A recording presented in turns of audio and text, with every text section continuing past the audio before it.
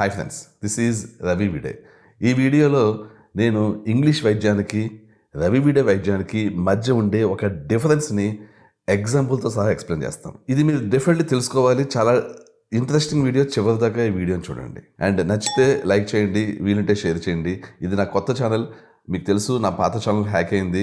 So ఇకపై నా videos అన్నీ కొత్త ఛానల్లోనే వస్తాయి. డెఫినెట్లీ మీరు సబ్స్క్రైబ్ అవ్వండి. అలాగే మీ ఫ్రెండ్స్కి ఈ ఛానల్ లింక్ని షేర్ చేయండి. ఇప్పుడు వీడియో టాపిక్లోకి వద్దాం. మీకు ఒకవేళ ఎల్డిఎల్ కొలెస్ట్రాల్ ఎక్కువ ఉంది అనుకుందాం. అంటే లెట్స్ సే 160 ఉంది. ఈ 160 ఎల్డిఎల్ కొలెస్ట్రాల్ ఉంది అని మీరు ఒకవేళ ఒక అల్లోపతిక్ డాక్టర్ దగ్గరికి వెళ్ళేదనుకుందాం. ఇంగ్లీష్ వైద్యంలో దీనికి సొల్యూషన్ ఏంటి? అసలు ఏం చేస్తుంది యాక్చువల్లీ అల్లోపతిక్ డాక్టర్? వెంటనే మీకు కొలెస్ట్రాల్ సమస్య ఉందండి, మీ కొలెస్ట్రాల్ చాలా ఎక్కువ ఉంది, మీరు స్టాటిన్ వాడాలి అని చెప్పి ఇమీడియట్లీ స్టాటిన్ మెడికేషన్ ఇస్తారు.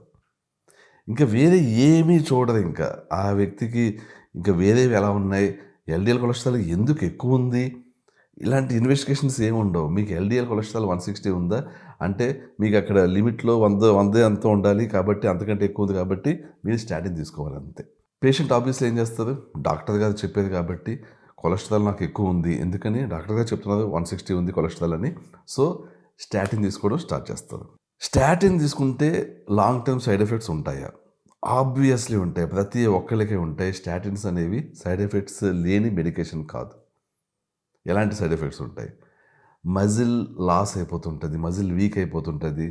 మేము అందుకని ఎప్పుడైనా సరే స్టాటిన్ తీసుకుంటున్నారు అంటే మీ మైటోకాండ్రియా లెవెల్లో మీరు వీక్ అవుతుంటారు. మైటోకాండ్రియా ఎనర్జీస్ తగ్గిపోతుంటాయి. మీకు అంటే మనిషి అనేక కణాలతో నిర్మితమై ఉంటే ఆ కణాల యొక్క బేసిక్ థింగ్ అంటే ఇంపార్టెంట్ మూల స్థానం మైటోకాండ్రియా, ఆ లెవెల్లో ఎనర్జీ పడిపోతుంటుంది యాక్చువల్లీ.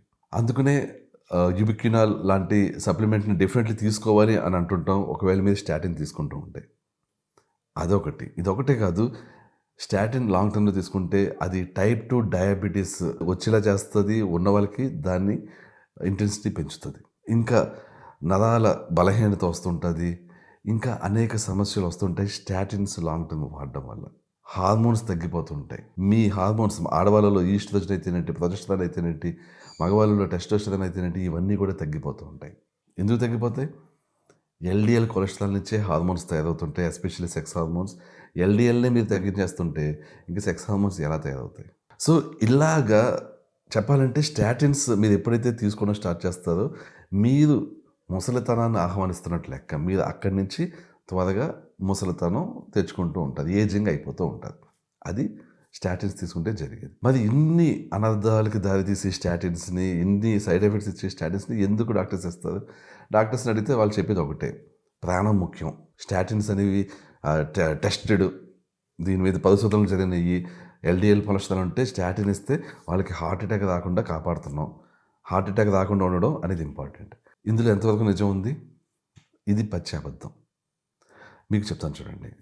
మీ బాడీలో ఇన్ఫ్లమేషన్ ఉంటే, ఎస్పెషల్లీ హెచ్ఎస్సిఆర్పి హై ఉంటే, అంటే మీకు కార్డియోవాస్కులర్ ఇన్ఫ్లమేషన్ ఉంటే, అంటే ఆర్టరీస్లో డ్యామేజ్ జరుగుతుంటే, అప్పుడు ఎల్డిఎల్ ఎక్కువ ఉంది అంటే దాని మీనింగ్ మీకు లోపల డ్యామేజ్ జరుగుతుంది. ఆ డ్యామేజ్ని ఫిక్స్ చేయడం కోసం మీ బాడీలో ఎల్డిఎల్ కొలెస్ట్రాల్ పెరిగింది. ఈ పెరిగిన ఎల్డిఎల్ కొలెస్ట్రాల్ని మీ బాడీ ఏం చేస్తుంది? మీ ఆర్టరీస్ని ఫిక్స్ చేయడం కోసం వాడుతుంది. అప్పుడు ఏమవుతుంటుంది? మీకు ప్లేక్ బిల్డప్ అవుతుంటుంది. సో ఎల్డిఎల్ ఎక్కువ ఉండి ఇన్ఫ్లమేషన్ ఎక్కువ ఉంటేనే, అది కూడా కార్డియోవాస్కులర్ ఇన్ఫ్లమేషన్ ఎక్కువ ఉంటేనే మీరు భయపడాలి. ఎందుకని? మీకు బ్లాక్ అయిపోతుంటుంది అన్నమాట. మీకు ఇన్ఫ్లమేషన్ ఎక్కువ లేకపోతే, ఎస్పెషల్లీ కార్డియోవాస్కులర్ ఇన్ఫ్లమేషన్ ఎక్కువ లేనప్పుడు, అసలు ఎల్డిఎల్ ఎక్కువ ఉండి హార్మోన్స్ కరెక్ట్గా ఉంటే అసలు భయపడాల్సిన అవసరమే ఉండదు. ఇప్పుడు సేమ్ ఇదే మనిషి ఇప్పుడు ఇంగ్లీష్ డాక్టర్ దగ్గరికి వెళ్తే ఏమైంది? 160 ఎల్డిఎల్ ఉందా, వెంటనే స్టాటిన్ పడేసేది, ఇక్కడి నుంచే ఏజింగ్ స్టార్ట్ అయింది. మా దగ్గరికి వస్తే మేము ఏం చేస్తాం? ఫస్ట్ ఎల్డిఎల్ 160 ఉంది, సరే ఈ ఎల్డిఎల్ డేంజరస్ ఎల్డిఎల్లా, మంచి ఎల్డిఎల్లా? అదేంటి ఎల్డిఎల్లో డేంజరస్ మంచిగా ఉంటుందంటే ఉంటుంది. బాడీ ఆ ఎల్డిఎల్ని దేనికి యూజ్ చేస్తుంది అనే దాన్ని బట్టి. ఇప్పుడు మేము ఏం చేస్తాం? ఆ వ్యక్తికి ఇన్ఫ్లమేషన్ లెవెల్స్ చెక్ చేస్తాం. ఇన్ఫ్లమేషన్ అతనికి ఉందా, కార్డియోవాస్కులర్ ఇన్ఫ్లమేషన్ ఉందా చెక్ చేస్తాం.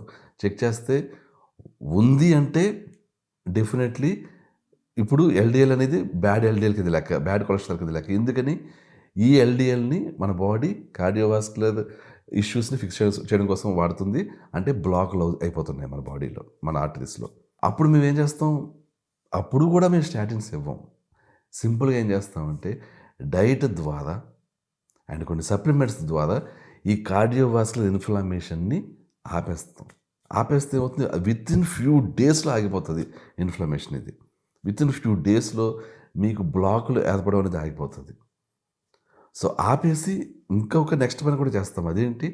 సప్లిమెంట్స్‌ని కరెక్ట్‌గా వాడి ఏదైతే ఎగ్జిస్టింగ్ ఇన్‌ఫ్లమేషన్ అయ్యిందో, ఏదైతే ఎగ్జిస్టింగ్ బ్లాక్‌లు అయినాయో వాటిని రివర్స్ చేయడం స్టార్ట్ చేస్తాం. అంటే మీకు హార్డ్ ప్లేకున్నా, సాఫ్ట్ ప్లేకున్నా అది ఎంత అమౌంట్ ఉన్నా కూడా దానిని రివర్సల్ క్లీనప్ చేస్తూ ఉంటాం.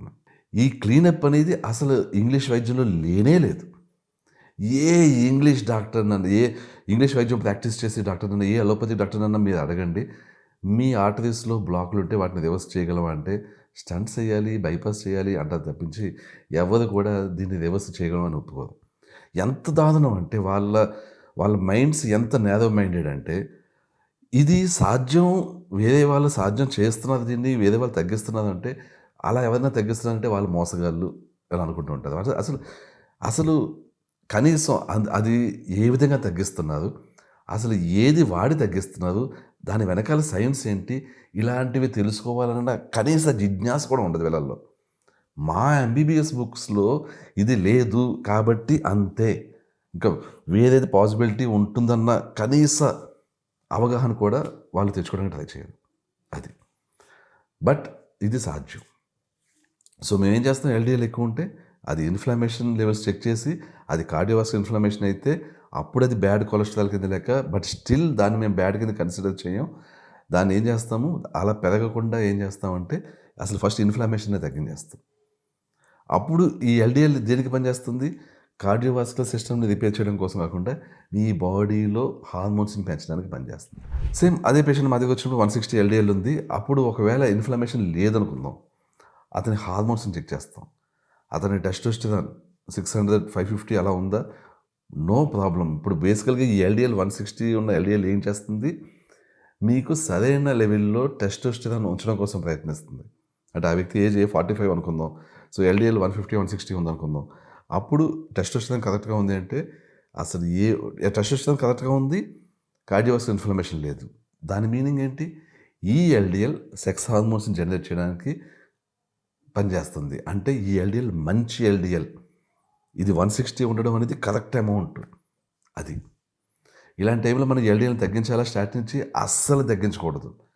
ఇంగ్లీష్ డాక్టర్ ఏం చేస్తారు ఇక్కడ? అయ్య బాబోయ్! ఎల్‌డిఎల్ 160 తగ్గించేస్తాం. అస్సలు తగ్గించకూడని సిట్యుయేషన్‌లో కరెక్ట్‌గా ఎల్‌డిఎల్ మన బాడీలో హార్మోన్స్ సరైన లెవెల్‌లో ఉంచడానికి చూస్తుంటే అది ఏమాత్రం పట్టించుకోకుండా ఇంగ్లీష్ డాక్టర్స్ చేసే పని స్టాటిన్స్ ఇచ్చి ఆ వ్యక్తి యొక్క హార్మోన్స్‌ని తగ్గించేస్తారు.